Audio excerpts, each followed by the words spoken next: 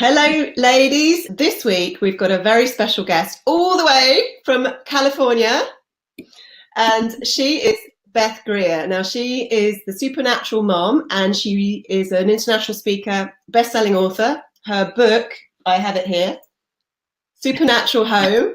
I've been flicking in and out because it's got some amazing chapters in it about all sorts of things I didn't know about. So I'm really nerding up on my chemicals and all things toxins. And so welcome, Beth. We're so excited to have you here because you really, really are an expert in this stuff. You've done so much research, haven't you? And I'm just really excited to get your input into this because a lot of us, we're a little bit behind you in the UK. So I'm looking forward to this chat and finding out what we should be doing and what we should be looking out for. So before we start, just tell us a little bit about your story. It's a really interesting one, and I want the listeners to know where you've come from and how you got into all this. Yeah, so I was running a business called the Learning Annex. It's an adult education company in the US. And one day, this is 15 years ago, I started feeling this pain in my shoulder, and I went to my chiropractor, and I went for like 3-4 sessions, and it kept getting worse. And my fingers, these 3 fingers were starting to get numb. And he said, oh, you need to get an MRI because I think you have a herniated disc. So I go in for the MRI, and I don't have a herniated disc, but what they found was a mass in my chest. It was the size of a tennis ball. It was like this big. Where's this camera? And it was pressing on the nerves that were running down my arm. And so that was causing the fingers to go numb. So I went to 3 different top surgeons, and each one had a different opinion about how they're going to access this tumor. Well, first they did a biopsy, I should say, and it was a benign tumor, but it was a nerve sheath tumor or something, very, very, very painful. And so they all suggested I have surgery. So one wanted to cut me here under my collarbone, and the second one said, no, we're going to go in under your armpit to get it. And the third one wanted to go in from behind and remove one of my ribs and take it out. And I just ran out screaming, thinking, this is insane. How could they not agree on how to get it out? And I just thought, well, it is benign. It wasn't cancerous. So I thought I had a little time. And even though my doctor kept calling me, this could turn cancerous at any minute. You need to get it out right away. But I had faith that I knew what to do. And so, that's the thing. It's like you get a diagnosis, and then people just generally follow what the doctor says. And a lot of times doctors don't know. They had their mystery illnesses and things, and they just don't know. And I feel like if it's not life-threatening, that you owe it to yourself to try some natural things, which I'm going to talk about. So coincidentally, I had made a reservation at this place called the Optimal Health Institute down near San Diego, where it was juice cleansing and colonics and meditation. And so I went down there in terrible pain, and in 3 days of cleansing, I noticed that the pain that I was in started going away, and I didn't need sleeping pills because I couldn't find a comfortable place to sleep. It was so painful. But I noticed, okay, well, something is shifting here. And then I sort of tuned in. I started meditating, what do I need to know? So the word came up was to simplify. And I realized that I was simplifying what I was eating because I thought I was leading a healthy lifestyle. I thought I was eating healthy. And I realized that I wasn't. I was working hard. I was microwaving my food, eating out all the time. So I really didn't know how the food was prepared. And it certainly wasn't organic, especially when I ate out. So I went on this cleanse. I spent a week at this place, and I came back home, and I told my husband at the time, I want to continue this diet of raw vegan, basically.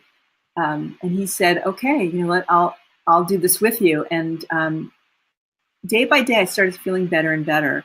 And then I thought, well, what else can I simplify? And I remember I was holding a jar of moisturizer, and I happened to look at the label, and it had all these ingredients that I was shocked to see. It was like a paragraph worth of ingredients on there. And I thought, wow, this isn't very simple, So I thought, well, what else can I switch out to? Well, maybe I'll use some coconut oil on my skin or some plain skin oil. And I have recipes for it in my book. But and then I looked at my deodorant, and again, terrible ingredients that I started researching, because my background is in journalism, realized they disrupt our hormones, endocrine disruptors. So I used baking soda instead. I put some baking soda in a salt shaker and sprinkled it into my armpit. I still use it to this day. It's fantastic. And then I thought, well, what else can I simplify? And I was cleaning my home, and I had this bottle of Windex, and I looked at the label. Most people read food labels, and they don't look at the labels on their cleaning products. And right on the label, it says precautionary statement, hazardous to humans and domestic animals. On a bottle of Windex, this is something that I grew up with. And I just thought, well, this is crazy. So I switched out to hydrogen peroxide and vinegar and baking soda to clean. And lo and behold, 6 months later, the pain was gone. And then I kind of waited. I was wondering how this is going to develop. And a few months later, I had the tumor scanned, and it had actually disappeared.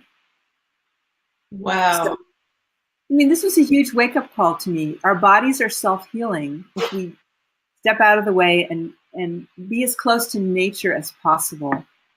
And so that's when I started writing articles, first for my local paper. Then I started writing a column for the San Francisco Chronicle, and then turned that into my book proposal for the book Supernatural Home. And Rodale published it, and Deepak Chopra endorsed it. Ralph Nader, who's a consumer advocate, endorsed it. And anyway, so that's been the journey. And so, I've sort of now on this mission to educate people that don't wait until you get sick to make these small lifestyle shifts. Do it now to prevent disease, and our bodies will thank you. Your body will thank you.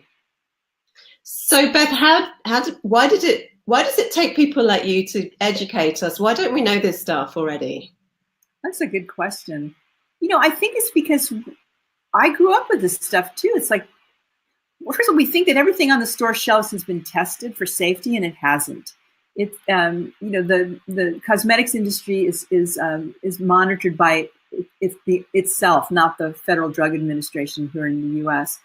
So it's industry, moderated, mediated, and so they can sort of put. It's a little bit different in the UK because you have the precautionary principle where manufacturers have to prove that it's safe. But in the U.S., before they put it on the shelves, in the U.S. they put it on the shelves, and then if there's a problem, they'll recall it. They'll take it down. But I just think it's important for us to understand that just because it's on the store shelves doesn't mean that it's healthy for you. And also here in the UK, we may have individual chemicals that are tested safe, but they're certainly not tested together. And this big accumulation of chemicals together is not tested together because that's kind of impossible. So where we might be slightly more protected than you guys in terms of the individual chemicals, we're certainly as exposed as you are to the mass of chemicals that are out there, and we're putting together ourselves, aren't we? That's right. It's almost like I talk about in the book that it's a chemical cocktail that we're creating, and we don't know what the interactions are. Like if they just test one chemical here and one chemical there, but what happens when you mix them together? And then it creates a body burden. Our livers get stressed out, and so when that happens, you're not detoxing properly, and so then things get backed up. And in my case, what I realized with this tumor, that it was lymph involvement and just a sort of a backup of my whole system. And the fascinating thing that happened to me recently was that I met an Alzheimer's researcher. He just read a book called The End of Alzheimer's, Dale Bredesen, MD, and he was telling me that he's never met anyone who had eliminated the tumor that I had. It was called a schwannoma tumor. And he said, I should be in the medical textbooks. And he said, he goes, Beth, what you did was you changed your epigenetics. And he says, that's what I'm doing with the Alzheimer's patients. He's actually seeing a reversal in Alzheimer's by changing their diet and avoiding the toxins in their products. Wow. And this is really just the start of it, isn't it? We're going to be uncovering more about this whole epigenetics. And for anyone who doesn't really understand that, it's how we have genes, we're born with our genes, but it's our lifestyle that switches those genes on or off, and that's what they're studying at the moment. And so if you are genetically susceptible to, say, Alzheimer's, the way you live your life can determine whether you actually get it or not. So that's epigenetics. So that's what Beth was referring to. And it's fascinating, isn't it? I know. And we're just really on the very tip of the iceberg with all that study and research. So that's going to be fascinating. So I want to understand how big this problem is. What are we talking here? How many of us are affected, or have an estimate? I did this snapshot of children because my passion is working with parents of children who are having issues. And the children are they're the canaries in the coal mine. And when I started doing research, I was shocked to see it all kind of together, because you hear, and I don't know what the statistics are where you are, but here in America, 1 in 45 children has been diagnosed with autism. That was in a 2014 study. And those numbers keep climbing down in a bad way, meaning that, it'll be 1 in 30 pretty soon, it's extraordinary. 1 in 10 has been diagnosed with ADHD, and very often, before age 6. 1 in 10 has asthma. 1 in 9 has seriously contemplated suicide. This is children, under 18 years old. So 1 in 8 is suffering from depression. 1 in 6 has developmental disability. 1 in 3 is obese or overweight. And 40%, this is a 2016 report, 40% of children under 18 have food allergies. And in the past 10 years, things like colitis have tripled, diabetes has quadrupled, Crohn's disease, which I didn't even imagine that it can affect a child, is up 79%. And then they're saying that the number 2 killer in children, number 1 are accidents and falls. Number 2 killer is leukemia and brain tumors. Number 2 killer in children. So that says to me, especially the brain tumor piece, electromagnetic fields, the cell phones, these kids have, the phones up against their heads, and their skulls are thinner than ours, and the radiation's going into their brains. So yeah, it's pretty significant. Those numbers, to me, that just make me really sad when I see them and speak them. It's sad. And now there's some statistic that's saying that this is the first generation of children being born today that are going to die sooner than their parents will. I've heard that too. Less lifespan. Very, very, very scary and very sad. But for this program, what we do, we're looking particular at a certain set of chemicals that mess with our hormones. They're endocrine disrupting chemicals. It's a bit of a mouthful, but EDCs for short. And I know you've done some research on these. What's your view of them? How bad are they, and what do they do to us?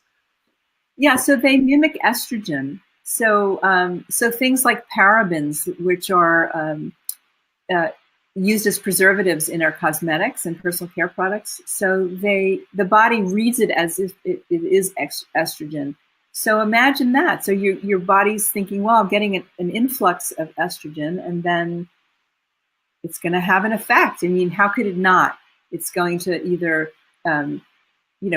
cause your body to produce less of it, or then they're linking it to estrogen-dominated breast cancer tumors, for example.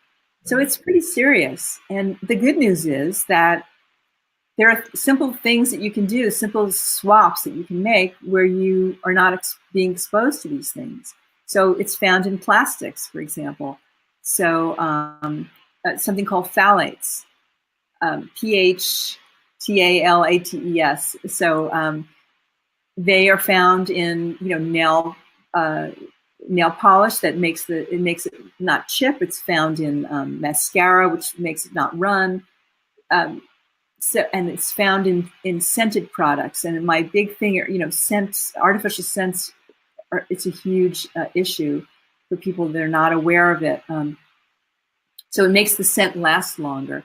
And so I have a client, I go into people's homes and I help them detox. And usually it's people who are kind of puzzled by a health condition that they haven't been able to, the doctors just can't figure out. So this one person, she was on codeine cough syrup and inhalers for years. And she said to me, yeah, it's funny, when I sleep at a hotel, I don't cough, but when I'm home, I'm coughing. I'm thinking, well, okay, there's got to be something in your home. And so when I walked into her bedroom, she had a ton of scented candles, artificially scented candles, and I could feel my throat started like getting itchy. I said, well, here's your problem. And she said, oh, I can't get rid of these. These, they're expensive. They're gifts.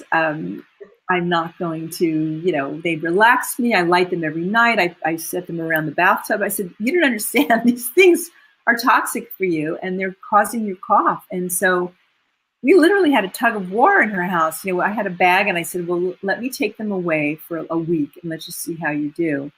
So we did. And she called me up 3 days later and she said, my cough is gone. That's incredible. So, small thing. I'm sorry? Such a small thing, really. Something we take for complete granted. A little scented candle, which is probably in every single house of the women I know anyway. And a friend of mine recently had a candle party, which actually I wasn't invited to because she knew that I wouldn't go because I would literally be sitting there going, oh my God, the smell would have made my eyes run, my throat would have been going, and I would be probably to start wheezing because I've detoxed off all that stuff. And I think when you do get exposed to it again, you really do feel it, don't you? We experience it right away, and a lot of people don't, and they're not aware that it's impacting them in some other level, deeper in. And just because they're not sneezing or coughing doesn't mean it's not impacting their hormones, for example. Yeah. So when you see the word fragrance on a label, it can mean up to 100 different synthetic chemicals in that one word. It's a catchphrase that manufacturers use. Wow. So that says something, right there. I mean, do you really want to be exposed to that many chemicals? Just in the one, then you got your shampoo and you got maybe some mousse and then hairspray and then nail polish. And before you know it, you're exposed to 500-600 chemicals. Mm-hmm. Yeah. And it very much depends on how you, how you're made up genetically, I think, and also what else is going on in the body. Because as you get older, your liver struggles a little bit more, and if it's backed up with these chemicals, then you're going to get symptoms. If you're you have brilliant genetics and you have a great working liver, you can probably cope okay with those kind of things. Would you agree with that? Absolutely, yeah. But that's why, I think it's important to use natural products that don't impact your liver, because just breathing the air outside is gonna start impacting our livers. And like you say, as we get older, it starts slowing down. And so you want to have optimal health. You want to stay as youthful as possible, as long as possible. Yeah, that you certainly do. Well, I do anyway. You've got 10 top super tips in your book, which I was reading through at the very end.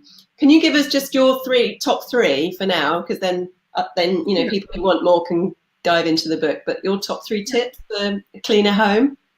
Sure. And I also on my website, if they go to supernaturalmom.com, you can download my 10 tips. So yeah. So I think that number one are pesticides.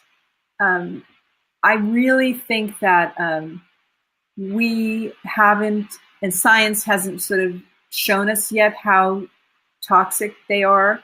They're just doing research now, but I know that I work with a pediatrician, and when she says that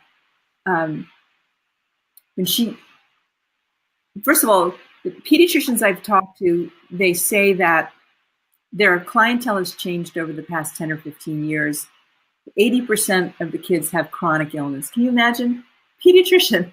So she says that when she gets them on organic food and off of genetically modified foods, everything clears up. Their tummies clear. Most of them come in complaining of tummy troubles. Either they're constipated or they have diarrhea, or they're irritable somehow. So when she gets them on organic food, everything works better, and their mood changes, their behavior changes. So kids that have ADHD, for example, they calm down. Pesticides are, in wheat, they're spraying, at least in America, I'm not sure about the UK, but they're using something called glyphosate, which is a pesticide, as a desiccant to dry the wheat. So frequently they may not have a wheat allergy, but they're being impacted by the pesticides on the wheat as they're spraying it. So probably be a good idea for people to get off of wheat. Well, at least here, I know in Europe, again, it might be different. My number one is pesticides, and the other second one would be food additives, and that would be like food dyes, for example. They've banned food dyes in Europe. So in America, though, they haven't. So I'm just wondering if there are any food dyes in your food, or they label it and say warning. Is that what's happening there? You know what? I don't know a lot about food dyes, actually. Maybe that's because we are protected. We have EU laws against that. Maybe that's why it hasn't been a big thing over here. Right. Okay. So skip the food dyes because you're probably okay, unless there's people watching from America. But so okay.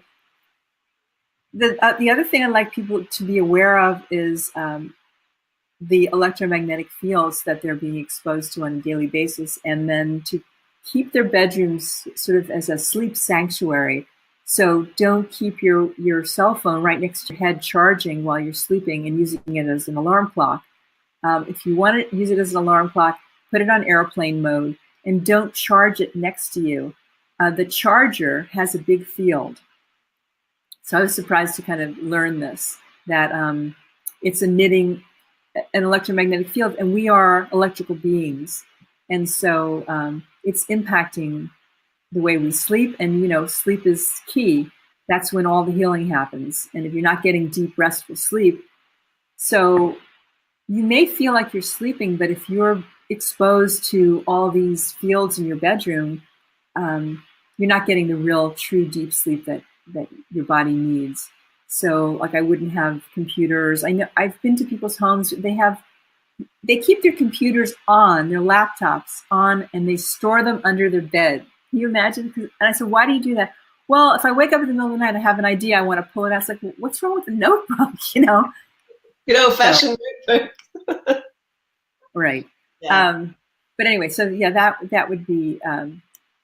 And then the fragrances are another one, just to be aware of how we are being exposed to so many fragrances in our personal care products, and also in the home products, the laundry detergent, softeners, fabric softeners, dryer sheets, room sprays.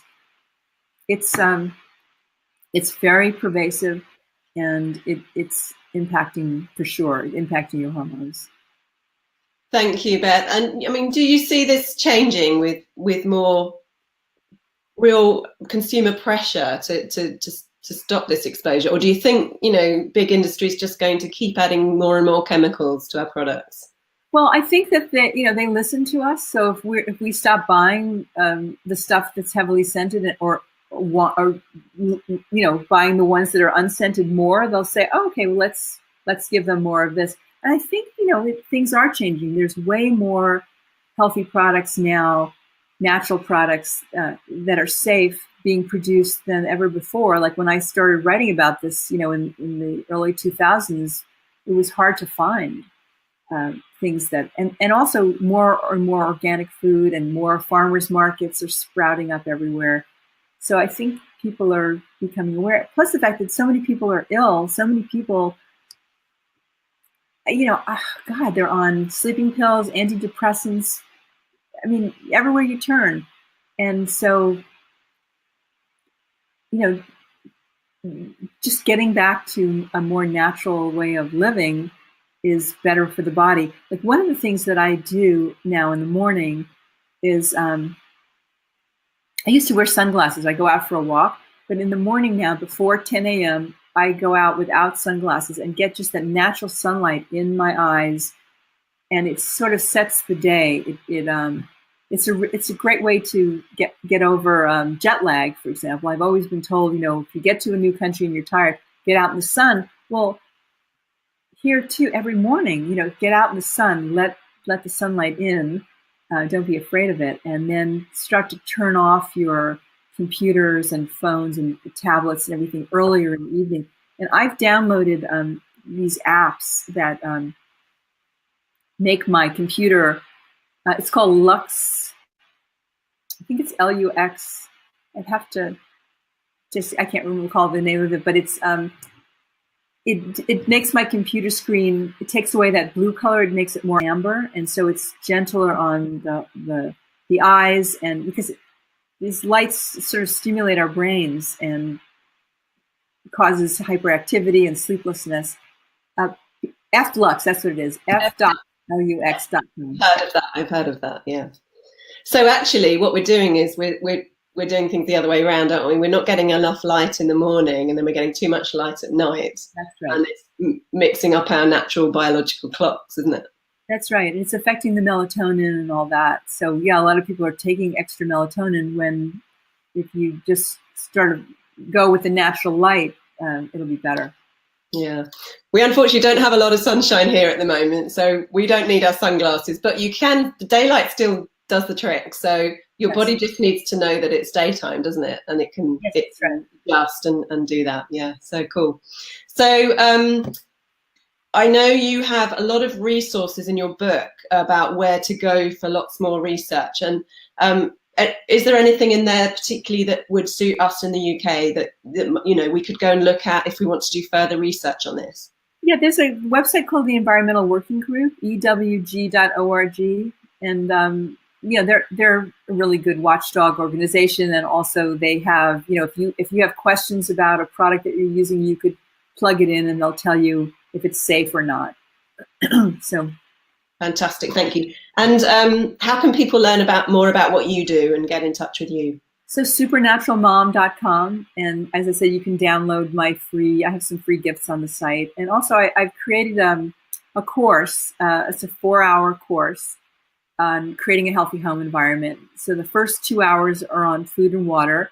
The third hour is on skincare and personal care products. And the fourth is on air quality, electromagnetic fields. I talk about carpeting and paint and, sort of a distillation of what's in the book. And then you get to ask me questions and all that. And that's healthyhomecourse.com. That's fantastic. I will put all the links in the recording so people can access that. That's great. That's such a great resource because we are really limited on resources here. Yes. You seem to have a lot more in the States, but I love the fact that you've done it. You've condensed your book into a little course as well, because people like different ways of learning, don't they? So that's really cool. The thing about my book, I just have to say that I'm really proud of is that you can open it up anywhere and get tips. The book is all about solutions. It's not a doom and gloom kind of, thing, because I healed from my tumor, and I really believe that our bodies are self-healing, and everybody has a right to health and well-being. And if we eat clean, organic produce, fruits and vegetables, nothing can be better than that. And what I love about your area of expertise is that the scope and potential is huge, because especially here, we know what healthy food looks like. We know we should exercise. We're starting to know a lot more about the effects of stress and sleep. But this area, the chemicals, the toxic exposure, is very, very under the radar. And, the more we learn about this stuff, the more we can protect ourselves. And especially for those people with long chronic illnesses that they can't find the answer to. And you've just proved that, this could be the very last thing that they look at, and often ignored, or the doctors don't know anything about toxins and chemicals. So it's really up to us to learn more and educate ourselves. So I'm very, very grateful that you're in this space and you're teaching people this very, very important stuff. So thank you. Thank you. And, just one last thing that I found more often than not is that sometimes people will be sleeping, their bedrooms will be adjoined with a wall, and the other side of the wall is a big refrigerator. And it gives off a huge field. So pay attention to what's on the other side of your bed. Just saying. So if you have to move your bed, it is really worth it, because you just don't even know. You don't even know what, because it's not, you know, you don't feel it, but that would be one of the reasons you're not sleeping. And I've had clients where we just moved their beds and it made a huge difference. Yeah, that's great. So I just want to end this with just telling everybody how old you are, because I was totally shocked when I found out that, because we've known each other for a little while now. We've met a few times, and every time I meet you, you're so energetic, enthusiastic, and youthful. And then I found out that you were actually 65, and I was absolutely shocked. So my final question to you is, how on earth do you stay so young? What's your trick, apart from being quite clean? Yeah, I think I have a passion for what I do, and I feel so happy about it. And I think that's part of it. I feel so grateful that this has come to me. I mean, I know I look younger and better than I did before my tumor. Like, I look at pictures and I used to have like dark circles under my eyes. So I think that's it. I don't know. Inside, I feel like I'm in my 30s. It's kind of interesting. And so, but I just think that the eating live foods, you know, and just knowing that I'm helping people, it keeps me young. And I adopted my daughter when I was 45, and so she's 20 now. But so she's always kept me young too, because I make sure that I listen to her music, so we have something to talk about, you know, up on things. So I'm just bopping around your kitchen. That's fantastic. Thank you so much, Beth. It's been an absolute pleasure to have you in this program, and I really appreciate you taking the time out to do this, and I'm sure all the listeners will as well. So thank you so much. Thank you. Thanks for what you're doing. Thank you. Take care.